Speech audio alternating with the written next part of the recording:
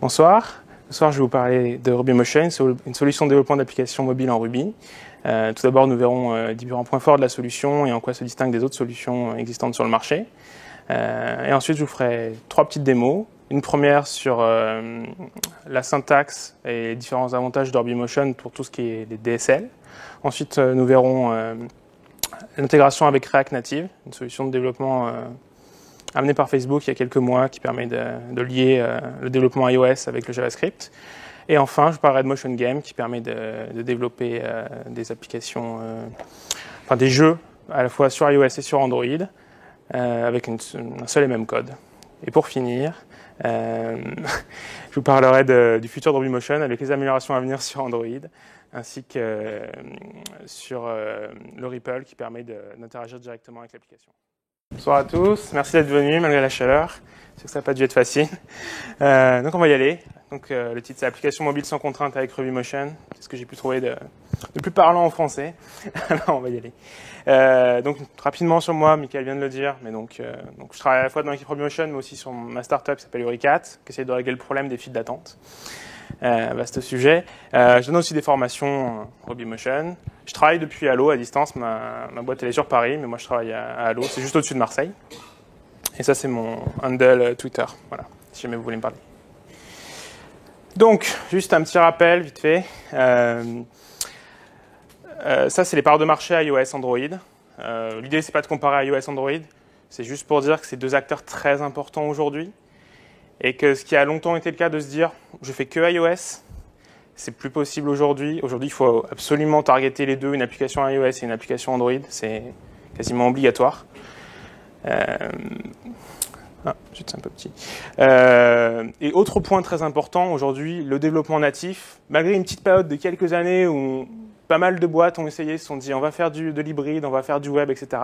Beaucoup, et notamment dans les gros acteurs, sont revenus sur ce point-là. Donc, je vous ai mis notamment 2 citations de LinkedIn et Facebook. LinkedIn, notamment, c'est assez marrant. Vous avez le même ingénieur, quasiment à 1 an d'intervalle, qui fait un article et qui vous explique comment ils ont réussi à optimiser à fond leur application HTML5 qui marche super bien. Et 1 an plus tard, bon, finalement, on arrête complètement HTML5, on revient complètement en natif. Et Facebook, c'est pareil, même si Facebook, aujourd'hui, c'est une approche un petit peu différente. J'en parlerai après avec notamment un produit qui s'appelle React, qui est... je dirais peut-être la seule alternative à du full natif, c'est essayer d'écrire dans un autre langage, une sorte de wrapper autour d'API existantes qui vont après créer du natif.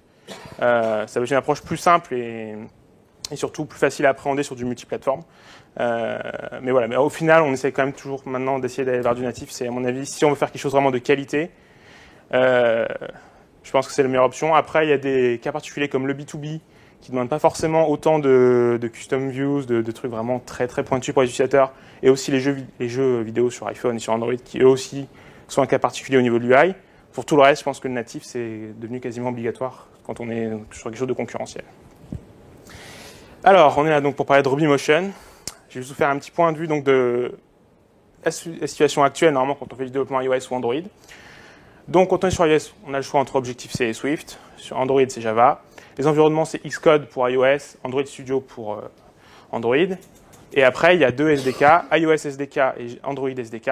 Et donc, en fait, ces SDK, c'est là-dedans que sont compris toutes les API que vous allez utiliser pour développer votre application, pour dire j'affiche une vue de taille avec une couleur rouge, je mets un bouton à gauche, etc. C'est là-dedans, c'est ces SDK qui comprennent ça, qui sont en général, je vous ai pas mis le détail là, mais c'est compris de 4 couches à l'intérieur qui vont du couche très basse sur le noyau, avec ensuite tout ce qui est les classes de base, après tout ce qui est network, et après vraiment tout ce qui est UI. Et RubyMotion, la solution que propose RubyMotion, donc c'est un seul langage pour les 2 plateformes, iOS et Android, donc le Ruby. Pourquoi le Ruby ? Parce qu'on pense qu'un langage de scripting, c'est très intéressant pour le cas d'utilisation des applications mobiles, parce que c'est un langage simple, un langage concis, et pour ce qui est pour l'écriture d'UI, parce que c'est majoritairement ce qu'on fait quand on fait du développement mobile, c'est écrire des UI. Il y a au final assez peu de code métier, puisque le plus gros du code métier se passe en général dans des API web sur des serveurs. Et on pense qu'un langage de scripting est très approprié à ce cas d'utilisation. Et pour l'environnement, là c'est un des gros points forts de RubyMotion notamment, c'est vous n'avez pas besoin d'Xcode, d'Android Studio, etc. On a réécrit complètement toute la chaîne de build Et c'est la partie, vous allez voir après, qui est open sourcée de RubyMotion, qui est écrite entièrement en Ruby. Et donc, en fait, on se passe complètement Xcode et Android Studio. Tout se passe dans le terminal. Vous avez accès à un outil en ligne de commande, à partir duquel vous pouvez builder vos applications, lancer les tests, les déployer sur l'App Store, créer un projet, tout simplement. Voilà, vous avez accès à tout un tas de fonctions de ce type-là. Et donc, la dernière ligne qui, elle, ne change pas. Et ça, c'est un point très important pour moi de RubyMotion.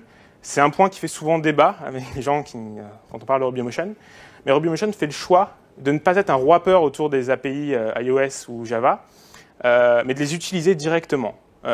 Donc en fait, quand vous êtes un développeur RubyMotion, vous restez un développeur iOS. Il n'y a pas de... D'ailleurs, il n'y a quasiment pas de doc RubyMotion, parce qu'en fait, vous utilisez directement... Moi, tous les jours, j'utilise la doc d'Apple, parce que j'ai pas besoin d'autre chose, en fait. J'en parlais tout à l'heure, je vous parlais d'une analogie, c'est comme en tant que Français, si vous parlez assez bien anglais, quand vous lisez de l'anglais, voilà, vous traduisez automatiquement dans votre tête. Moi, c'est pareil, j'ai la doc Apple, c'est écrit en Objective-C en Swift. C'est très simple de la traduire en même temps sa tête en Ruby. C'est extrêmement, voilà, c'est quasiment transparent pour quelqu'un avec un tout petit peu d'habitude. Voilà. Donc ça, je vous parlais tout à l'heure. RubyMotion, c'est séparé en deux parties. Une partie open source en Ruby qu'on appelle la toolchain.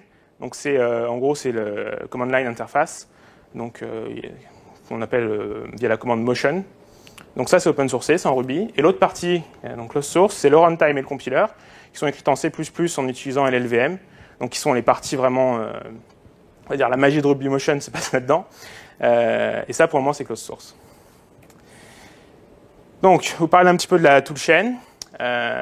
Donc voilà, ça se passe exactement tout dans le terminal. Il n'y a aucun éditeur. Enfin, il y a des éditeurs, notamment il y a RubyMine, que vous connaissez peut-être si vous travaillez avec du Ruby. Qui est assez bien intégré avec RubyMotion, donc qui en fait derrière utilise le CLI. Le CLI, c'est Command Line Interface. Et donc par exemple, un exemple de commande. Donc là, c'est pour créer un projet. Donc faites motion create demo Palo IT. Par défaut, ça va créer un projet iOS. Et donc automatiquement, il va vous créer une arborescence avec différents fichiers. Et donc notamment le fichier important, vous voyez, c'est appdelegate.rb. Qui est donc le point d'entrée de toute application iOS. À partir de là, c'est un peu le main d'une application iOS, si vous voulez. C'est là que tout commence. Là, c'est la version Android. Donc voilà, si vous voulez, c'est vraiment un point important, c'est que la toolchain est vraiment unifiée. Que vous fassiez du développement iOS ou Android, les commandes restent les mêmes quand c'est possible, parce qu'il y a évidemment des choses qui changent d'une plateforme à l'autre. Mais vous avez un workflow qui reste identique, quel que soit le type de développement que vous faites. Et ça, c'est très important pour nous de réussir à garder ça. Le build, voilà. Pour compiler votre projet, c'est aussi simple que Rake. Alors Rake, pour ceux qui ne connaissent pas, Rake, c'est le make de Ruby. C'est l'outil de build de Ruby, en fait. Donc Rake, ça vous permet de définir des tâches, en fait. Et RubyMotion vient avec tout un tas de tâches préécrites, comme Rake, qui est donc la tâche par défaut, qui va donc déployer qui va donc builder le projet et le déployer sur le simulateur. Oui, à la fin, ça met Starting Simulator. Je vous montrerai après ce que ça donne exactement. Et je vais aller un peu moins vite aussi. Un point important de RubyMotion, c'est le REPL. Donc read, eval, print, loop. En fait, ça vous permet directement d'évaluer un bout de code Ruby directement sur le simulator ou le device. Donc là, c'est quelque chose de très simple, je fais 1+2. Donc là, le 1+2, il n'est pas évalué sur ma machine, il est vraiment évalué sur le device. C'est vraiment ça qu'il faut comprendre, et ça permet évidemment de faire des choses bien plus intéressantes que 1+2, on verra tout à l'heure, et notamment, ça permet de retoucher directement un élément de la vue sans avoir à recompiler complètement l'application. Je peux modifier l'application iOS sans la recompiler. Oui. Ça permet de passer des 99 € là, pour Apple ou... Alors déjà, ça, c'est plus le cas maintenant, vous savez. Ils ont annoncé que maintenant, il n'y aura plus besoin de ça pour développer sur son simulateur. Vous pouvez... Pas du simulateur. Oui, j'ai bien compris. Bah non, évidemment que non. Non, c'est toujours pareil. Après, pour déployer sur l'App Store, il y a toujours le compte développeur, oui. Et donc deux autres commandes, donc deploy, donc la rake device. Donc là, si vous avez un iPhone sur l'USB, ça va le déployer sur votre iPhone. Et rake archive distribution, ça vous permet de créer le point IPA que vous pourrez ensuite mettre justement sur l'App Store. Voilà. Donc tout ça, vous voyez, ça se passe dans le terminal. C'est vraiment des commandes très simples que vous pouvez complètement personnaliser, que vous pouvez venir étendre, modifier, vous pouvez en rajouter d'autres selon vos besoins, selon votre workflow, pour l'intégration continue, etc. Vous pouvez vraiment venir vous plugger à l'endroit où vous voulez, personnaliser en fonction de vos besoins. Notre commande, c'est RegSpec. Donc RubyMotion vient avec un framework de test. Ça utilise en fait notamment les éléments d'accessibilité sur iPhone. Vous pouvez mettre des titres pour que votre application soit accessible. Et donc là, par exemple, vous pouvez dire, je voudrais que le label du nom mon titre, et je veux vérifier qu'il a bien ce texte-là à l'intérieur, etc. Et vous pouvez tester entièrement votre application. Donc le simulateur va se lancer, va jouer tous les tests et va vous donner, enfin, s'ils sont tous corrects ou pas. Alors, configuration. C'est un autre aspect de RubyMotion qui est lié au fait qu'on utilise Rake. Rake vient avec un fichier de configuration qui s'appelle le Rakefile dans le monde Ruby. Et donc chaque application Ruby, toute la configuration RubyMotion, je veux dire, toute la configuration se passe dans le Rakefile. Le Rakefile, donc en fait, c'est la première partie ici. Donc là, c'est vraiment juste un aperçu, c'est quasiment ce que vous avez quand vous créez l'application de base au début. Donc vous avez même pas un interface de base normalement, vous avez juste le nom de l'application. Et ça vous permet de venir complètement paramétrer votre application. C'est un peu comme dans Xcode, où vous devez aller à différents endroits où vous devez changer un bouton, un machin, vous devez cliquer, changer un texte, etc. Là, tout se passe dans le Rakefile. C'est très explicite, c'est directement écrit. Avec la commande reg config, en fait, ça va vous imprimer dans votre terminal la liste de toutes les options, et notamment les options par défaut qu'a RubyMotion. Donc par exemple, là vous voyez Deployment Target 8.3, donc c'est-à-dire qu'on utilise le SDK 8.3. Device Family, c'est-à-dire que là c'est une application qu'on fait pour iPhone et pas pour iPad par exemple. Voilà, et tout un tas d'options comme ça que vous pouvez venir paramétrer. Donc là encore c'est un choix, c'est vraiment tout dans le terminal, tout en Ruby. Voilà, le Rakefile c'est entièrement écrit en Ruby. Donc c'est toujours dans l'idée de simplifier la stack, de simplifier les compétences, de ne pas avoir à appréhender un IDE, un langage, un framework, etc. On simplifie au maximum tout ça et on le rend le plus explicite possible. Bonsoir. Les dépendances. C'est un point assez intéressant de RubyMotion. Si on regarde bien, RubyMotion en fait a deux communautés. Il y a dans les utilisateurs de RubyMotion, il y a des gens qui sont des développeurs Ruby. Et il y a des gens qui sont des développeurs iOS, historiquement. Et en fait, donc les deux ont un système de dépendance différent. Dans le monde iOS, ce qui marche très bien en ce moment, c'est CocoaPods. Et dans le monde Ruby, c'est les gemmes. Et en fait, RubyMotion peut utiliser les deux. À bien comprendre qu'on ne peut pas utiliser toutes les gemmes. Par exemple, vous ne pourrez pas mettre Rails dans votre application RubyMotion, ça ne fonctionnera pas. Parce qu'il y a pas mal de choses qui... Tout d'abord, ça ne ferait aucun sens. Parce que Rails, c'est une application, c'est pensé pour le web. RubyMotion, ça utilise les frameworks iOS, SDK, avec un système particulier pour afficher des vues, etc. C'est pas du tout web. Mais cependant, on peut quand même créer des gemmes qui sont dédiées à RubyMotion et qu'on pourra tout à fait mettre dans son gem file de RubyMotion et qui s'installeront comme vous avez l'habitude dans une application Rails, par exemple. Et pour les pods, c'est la même chose. Et donc les pods, c'est la version Objective-C et Swift des dépendances. Et le gros intérêt, c'est que toutes les dépendances, tout ce qui a été fait depuis des années par la communauté iOS, avec tout un tas de librairies et de projets qui sont très utilisés, sont directement accessibles dans RubyMotion. Donc là, je mets par exemple l'exemple d'AF Networking.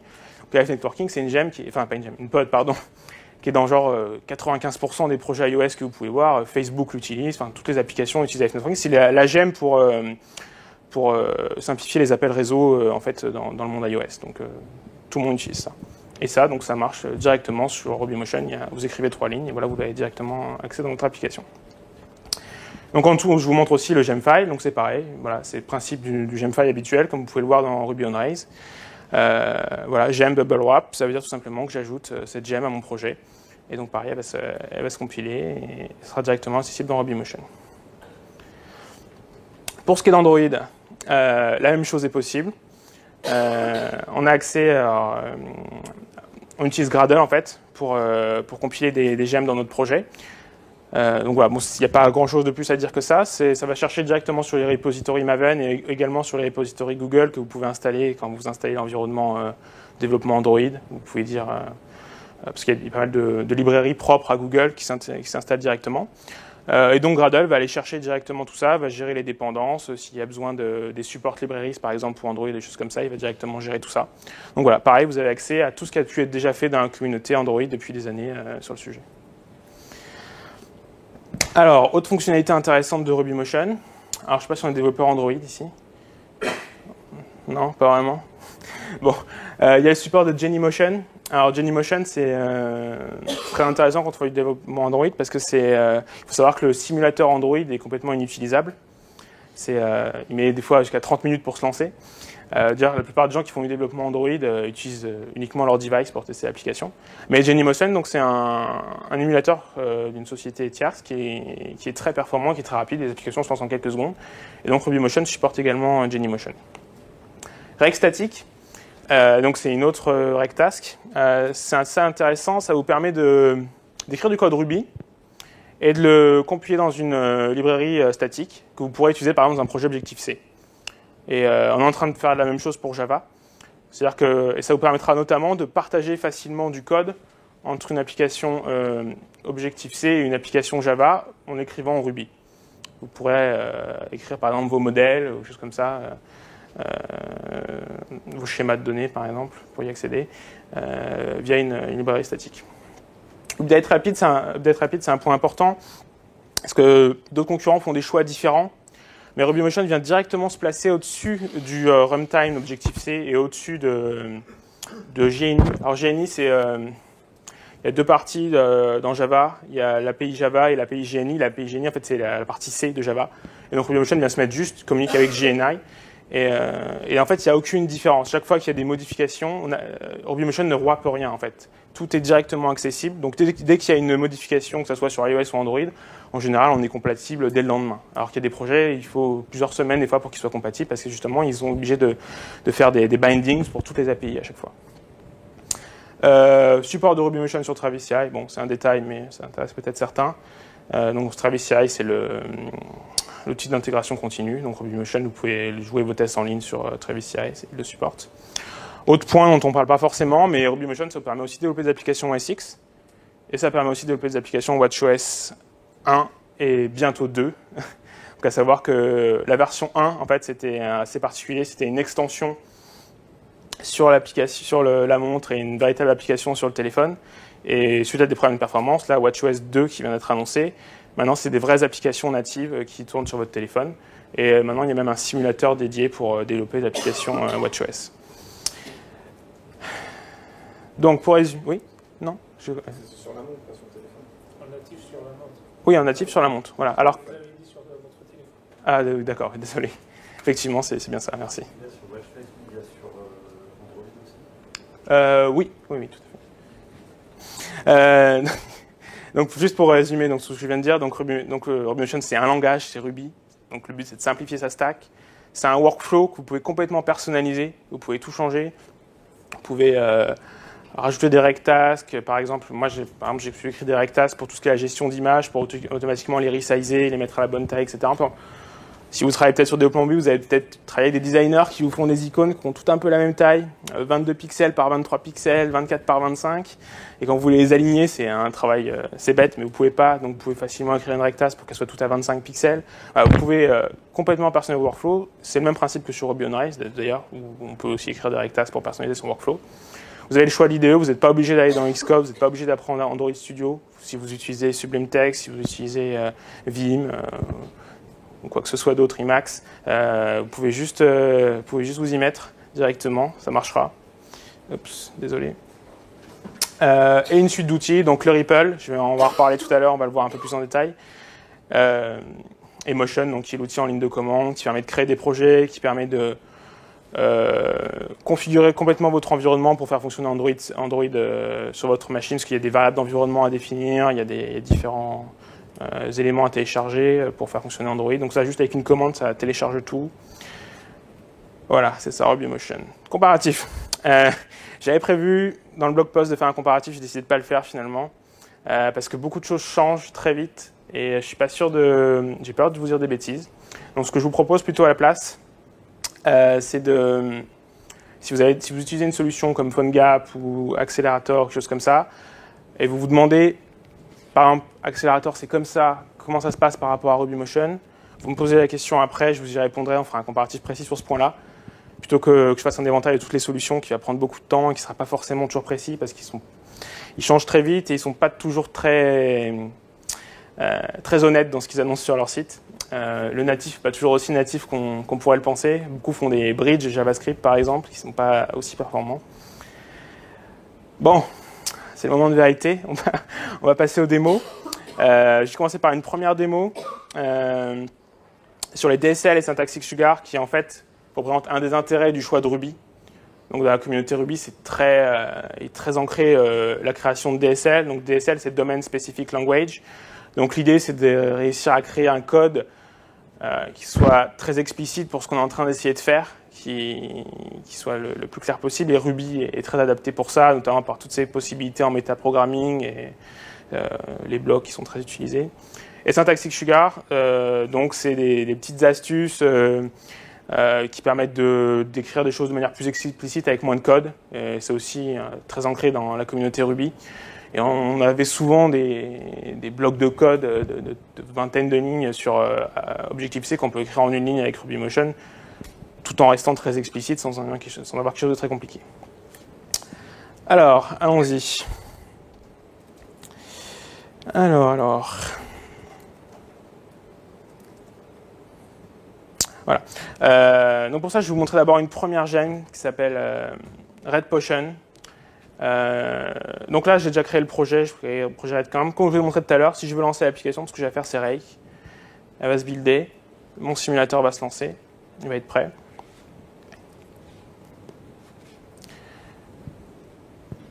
Donc vous voyez, c'est extrêmement simple, il n'y a rien de plus simple que ça. Et je vais vous montrer deux choses très intéressantes. La première, je vais vous montrer un petit peu le code d'abord. Ouais. C'est où déjà? Voilà. Je vais écrire le code en plus grand.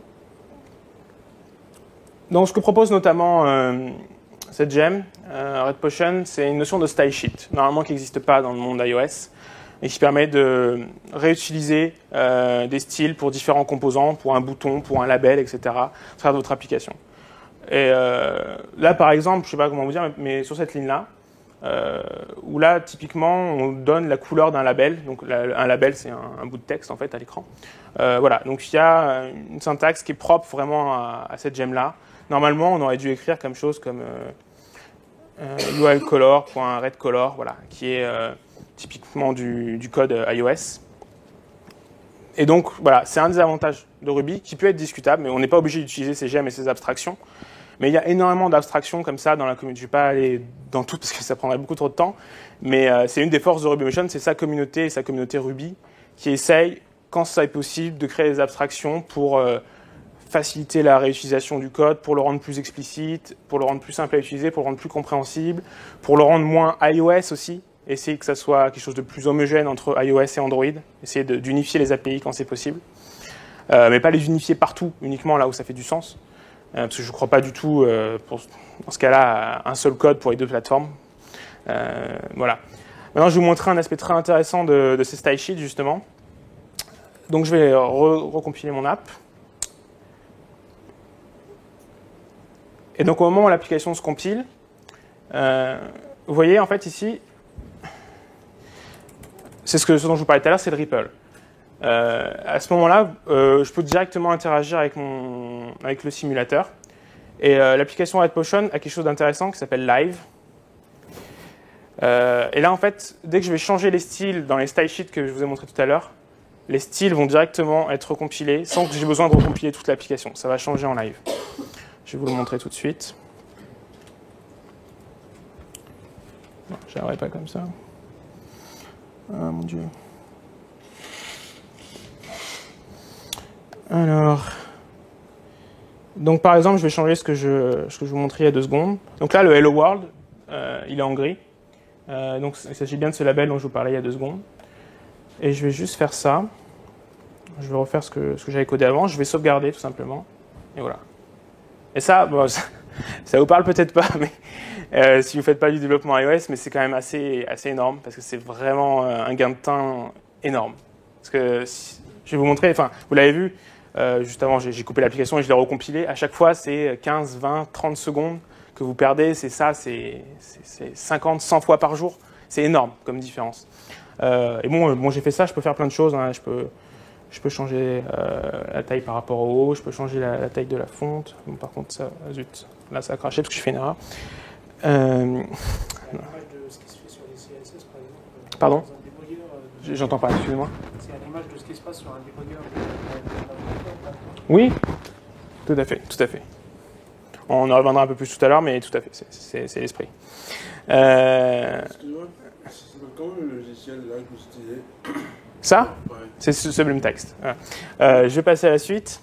Donc ça, c'est vraiment pour vous montrer un petit peu les gemmes, toute la communauté RubyMotion, tout ce qui peut exister, tout ce qu'ils essayent de créer pour faciliter le développement iOS. Je vous en parlerai après, si vous voulez. Oui, d'accord. Alors, on va passer à la suite. C'est une autre démo, la suite. La suite, c'est Motion React. C'est un autre projet sur lequel je bosse. C'est un nouveau projet de Facebook, à la base React Native, qui descend d'un autre projet qui s'appelle React.js. Voilà. React Native, l'idée, c'est d'écrire du JavaScript et que ça se transforme en code natif pour votre application. C'est pas exactement du code natif, mais bon, on va simplifier ça comme ça. Il y avait une grosse limitation pour faire marcher sur RubyMotion, parce qu'il y a un truc que RubyMotion ne supporte pas, c'est les macros.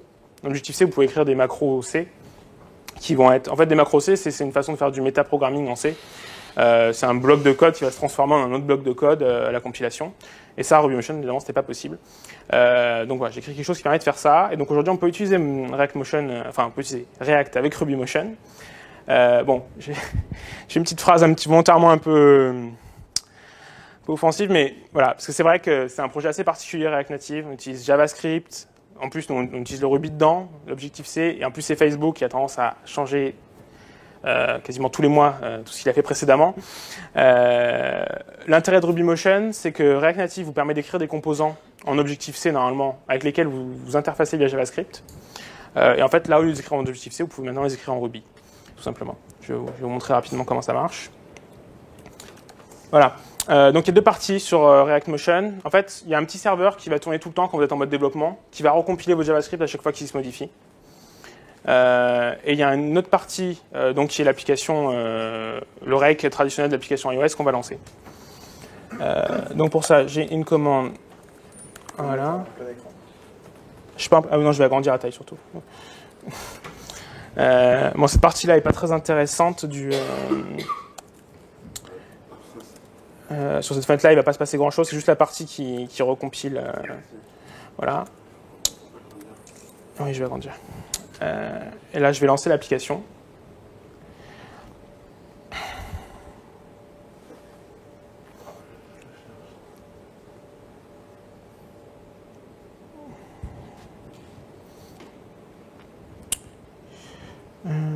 Voilà.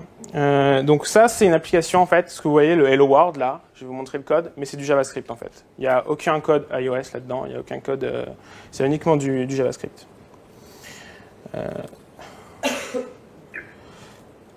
Attendez, parce que je pensais l'avoir ouvert. Non, je ne l'ai pas ouvert.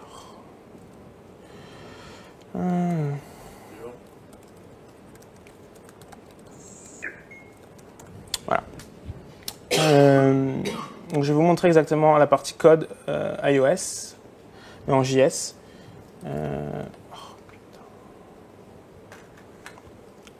Voilà. Donc ça, c'est la partie vraiment React, en fait. Donc vous voyez, cette partie-là qui est surtout intéressante dans le cas. Donc en fait, c'est vraiment des composants que propose React. Donc c'est View et Text, qui sont en fait des sortes de wrappers autour de UI View et UI Label, qui sont normalement les classes qu'on utilise en développement iOS. Donc voilà, c'est ça React Native. Et ce que vous voyez au-dessus, là, c'est la partie qui permet de vous interfacer avec des composants Ruby. Donc là, vous voyez, en fait, j'appelle un module natif que j'ai créé, ma Custom View Manager. Voilà, c'est un fichier Ruby. Dedans, j'ai créé donc, le système de macros dont je vous parlais. Et en fait, qu'est-ce que je fais dans ce fichier Ruby? J'initialise une array et je lui demande de créer deux méthodes JavaScript, une méthode addEvent et une méthode listEvents. Donc quand on fait addEvent, ça va rajouter une string à l'array, et quand on fait listEvent, ça va lister tous les éléments de cet array. Voilà. Et donc je vais vous montrer. Vous voyez ici cette ligne-là. Donc ça, c'est le moment où j'appelle la méthode listEvents. Et cette méthode-là, si vous avez regardé un petit peu avant, je l'appelle depuis JavaScript, vous voyez ici. Donc avant, j'ai ajouté 2 events et j'ai fait listEvents ensuite. Donc voilà, c'est ça React Native, c'est ça React Motion. Ça vous permet tout à fait de créer des composants ou des vues ou même des modèles ou des classes en Ruby et de les appeler directement depuis JavaScript. Voilà, donc c'est quelque chose qui est encore très peu utilisé. React Native, c'est encore en très gros développement. Ils vont supporter Android bientôt aussi. C'est leur but. Ça pourrait être une super bonne alternative pour créer des applications qui soient vraiment cross-platform avec un seul code. C'est pour ça qu'on essaie de le supporter avec RubyMotion. Même si on est un petit peu réticent avec cette approche-là, et je vous avoue qu'en plus le code de React Native, c'est énormément de hacks dans tous les sens, c'est assez hallucinant que ça finisse par marcher au final, mais ça marche bien malgré tout. Facebook l'utilise pour son application Facebook Group, quasiment toute l'application Facebook Group est faite avec React Native. Donc voilà, c'est ce qu'on va essayer de faire un peu plus dans les mois à venir. Voilà pour la deuxième démo. Je vais passer à la dernière démo. Je dirais qu'il y a un problème là. Bon, c'est pas grave. Donc c'est Motion Game. Motion Game, donc c'est une nouvelle API dans RubyMotion qui permet de développer des jeux pour iOS et Android. C'est basé sur Cocos 2D et Chipmunk. Cocos 2D, c'est un moteur 2D, Chipmunk, c'est un moteur de physique. La phrase que vous ne voyez pas, qui est cachée derrière Cocos 2D, c'est que 99% du code est partagé dans ce cas-là. Vous allez voir, je vais vous montrer, je vais faire un clone de Flappy Bird. Et j'aurai qu'un seul fichier Ruby et je vais pouvoir le lancer dans un simulateur Android et dans un simulateur Ruby et ça sera exactement le même code qui tournera sur les deux. À savoir que Cocos 2D, c'est le framework le plus utilisé pour développer des applications de jeux vidéo. Mais normalement, quand on fait du Cocos 2D, on doit coder en C++. Voilà. Ce qui peut être un peu plus fastidieux pour itérer rapidement. Alors, allons-y, on est parti pour Flappy Bird. Donc voilà, là je vais juste lancer. L'API, les commandes règles sont un petit peu différentes pour justement pour la partie Motion Game. Parce que justement, traditionnellement, RubyMotion, on ne supporte pas en même temps un seul code pour deux plateformes. Là, justement, on supporte deux plateformes en même temps, donc il y a une API qui est un petit peu différente. Donc là, je vais lancer le simulateur iOS.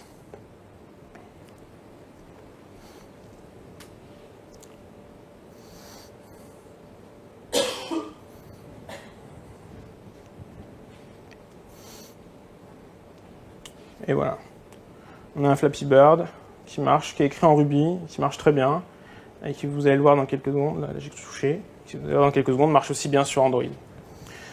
Alors, je vais lancer justement Genymotion dont je vous parlais tout à l'heure, et pendant que ça se lance, je vais vous montrer le code de Flappy Bird. Alors, c'est pas ça. Voilà. Donc voilà, le seul fichier intéressant, c'est celui-ci. Bon, je vais pas vous montrer tout le code, il est sans intérêt, mais c'est juste pour vous montrer, voilà, on n'a qu'un seul fichier Ruby de 130 lignes qui gère l'ajout de l'oiseau, qui gère la gravité, qui gère la skyline de fond et le sol au bas. Donc, bon, il y a différentes astuces pour donner l'impression que ça bouge tout le temps comme ça. Voilà, c'est juste du Ruby, c'est 130 lignes de Ruby, et ça marche aussi bien sur iOS que sur Android. Ça gère la physique, ça gère les lumières, ça gère tout ce que vous pouvez espérer d'un moteur de jeu vidéo en 2015, quoi. Voilà, on va voir si Genymotion s'est lancé. Il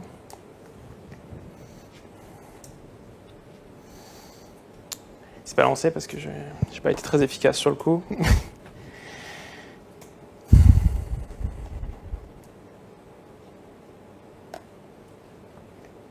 Donc juste, Motion Game, c'est quelque chose qui n'est pas encore fini, qui sera livré dans RubyMotion 4, qui devrait sortir un peu plus tard dans l'année.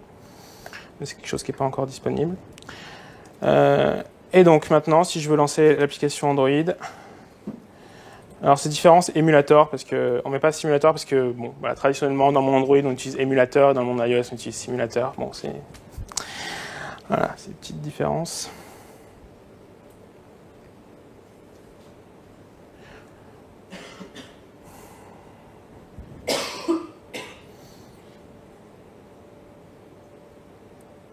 C'est quasiment fini. Voilà, il est en train de le déployer sur le simulateur. Il doit apparaître dans quelques instants. Et voilà. Flappy Bird sur Android. Alors c'est plus rapide parce que Genymotion, il rend à 60 images par seconde au lieu de 30 images par seconde pour le simulateur iOS, mais sinon c'est exactement la même chose. Voilà. Voilà pour les parties démo. On va reprendre la suite de la présentation. Développement futur. Donc je ne vous le cache pas, autant RubyMotion iOS est extrêmement stable et marche très très bien. RubyMotion Android est sorti en bêta l'année dernière en décembre et à tout utilisateur au début de l'année. Il y a encore du travail à faire dessus. Aujourd'hui, il y a des applications qui commencent à être faites dessus pour des vrais clients qui sont dans l'App Store, etc.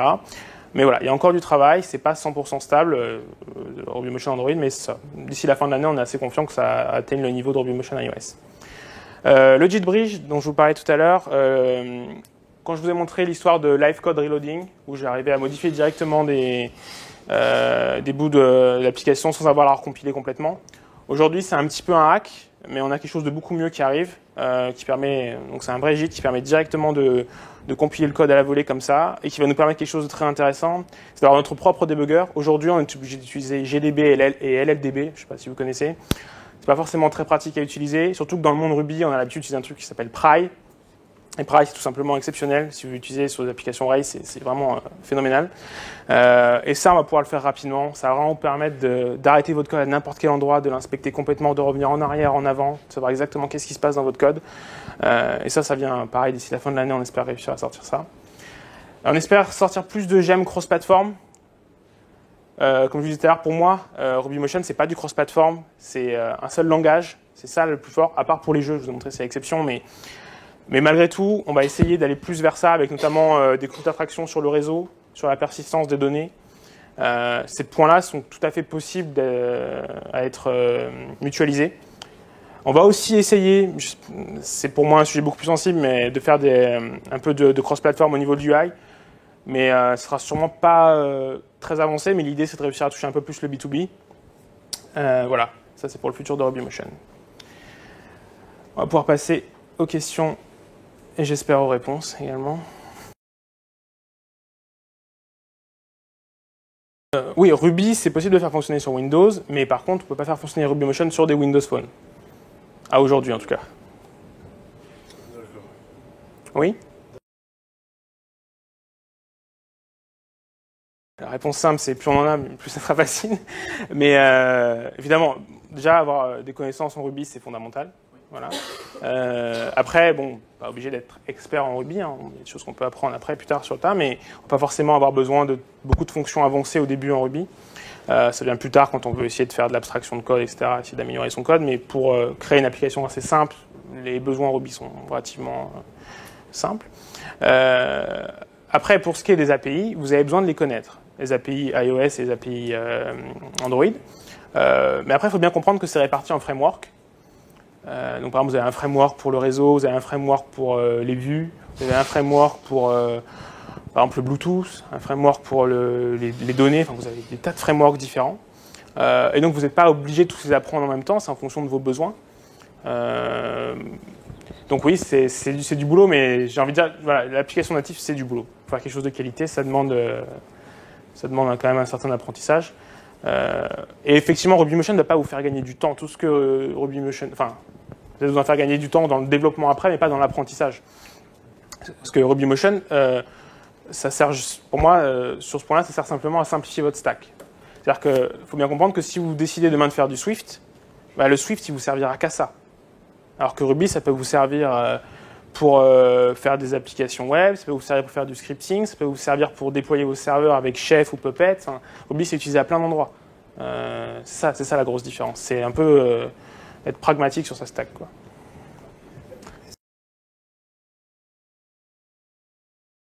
Fonctionnalités, non, il n'y en a pas. Vous avez accès à tous les frameworks. Il y a des limitations dont je vous ai parlé tout à l'heure, comme par exemple les macros, qui sont les macros Objective-C qui ne sont pas disponibles. Mais pratiquement, il n'y a pas de raison que ça vous dérange, normalement. Et en plus, il y a comme je vous l'ai montré, il y a des manières de passer à part. Voilà, c'est pas indispensable. Et pour ce qui est des performances, c'est une question difficile parce que je dirais globalement non.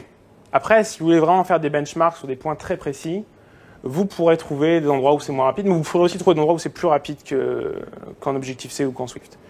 Ce que je réponds en général là-dessus, c'est que voilà, on a des applications Notamment, donc, on a A Dark Room, c'est un jeu qui a été top page 2014 à iOS, qui est premier plusieurs semaines sur le store US. Voilà, les gens ne se plaignent pas de problèmes de performance. Après, à voir votre cas d'usage, si vraiment vous avez vraiment un cas d'usage ultra performance, peut-être qu'il faut essayer de tester sur un petit prototype, voir si ce cas-là n'est pas traité par RubyMotion. Et au pire, si vraiment vous constatez des problèmes de performance, si vous nous faites un exemple de là où vous avez des problèmes de performance, et vous nous l'envoyez, on pourra le régler. C'est pas, c'est pas inhérent à l'architecture de RubyMotion. Il y a des choses qui sont peut-être pas optimisées à certains endroits. C'est possible de tomber sur quelque chose comme ça, mais il n'y a rien qu'on ne puisse pas fixer de ce côté-là.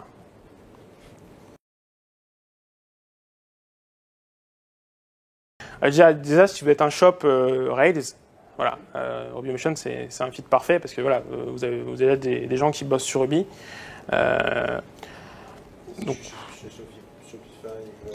voilà, vous êtes déjà dans tout cet environnement, les GM, le Rackfile, le Rake, tout ça, vous connaissez déjà. Donc là, c'est parfait pour vous. Les gens, ils seront à l'aise avec ça. Ils ont déjà l'habitude de ces outils-là, de cette manière de penser.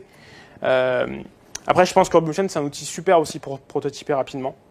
Parce que voilà, Ruby, ça s'écrit très vite, c'est très explicite. C'est extrêmement rapide de développer du code et de voir ce que ça donne. Donc ça peut être un très bon fit là-dessus. Par exemple, pour faire de l'avant-vente.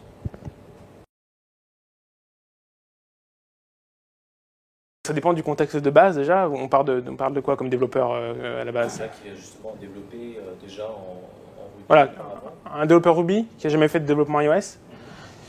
Ouais, je pense qu'il faut compter au moins 6 mois quand même, on va dire entre 3 et 6 mois pour être capable d'être bien dessus, ouais, d'être bien à l'aise. C'est voilà, iOS et Java et Android aussi, c'est des gros morceaux, hein. C'est compliqué, quoi. Il y a énormément de sujets dans une application. Après, ça dépend de ce que vous voulez faire.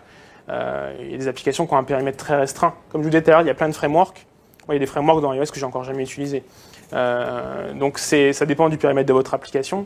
Pour quelque chose de très simple, par exemple, je sais pas, une application qui afficherait une carte avec une liste des magasins, un truc très classique, ça c'est extrêmement simple à appréhender. Après, si vous voulez commencer à rentrer dans ce qu'on appelle du custom, des views custom, avec des animations spécifiques, etc., là, ça commence à être des gros sujets, et là, il faut quand même commencer à avoir quelques mois d'expérience pour réussir à faire ça. On va arrêter les questions pour l'instant. Je suis disponible après pour en répondre d'autres, mais voilà. Déjà, je vous remercie d'être venu. J'espère que vous avez appris quelque chose d'intéressant sur RubyMotion. Merci.